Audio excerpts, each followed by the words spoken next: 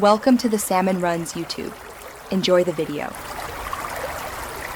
In this video, I will explain how to add animation in Thunkable.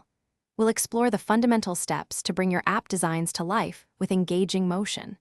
Understanding how to implement animations is crucial for creating a polished and professional user interface. We'll focus on the most effective and straightforward approach, ensuring your app stands out with smooth, captivating visual elements.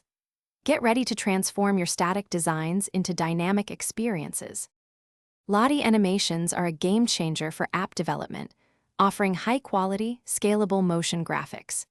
These JSON-based files are incredibly lightweight, typically just a few kilobytes, making them perfect for mobile apps without impacting performance. You can find a vast library of pre-made Lottie files on platforms like lottiefiles.com, or even create your own using tools like Adobe After Effects. This flexibility empowers you to add professional-grade animations with ease. Integrating a Lottie animation into your Thunkable project is quite simple.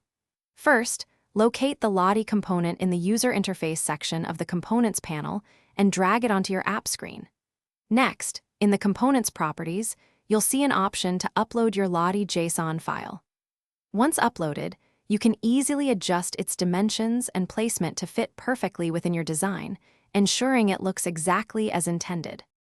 Once your Lottie animation is in place, Thunkable provides powerful options to control its behavior. In the Properties panel, you can set it to autoplay when the screen loads, loop continuously, or even adjust its playback speed. For more dynamic control, head over to the Blocks editor. Here, you can use specific blocks to start, stop, or pause the animation based on user taps, screen changes, or other app events, giving you complete creative freedom. Thanks for watching. Consider subscribing if we helped you.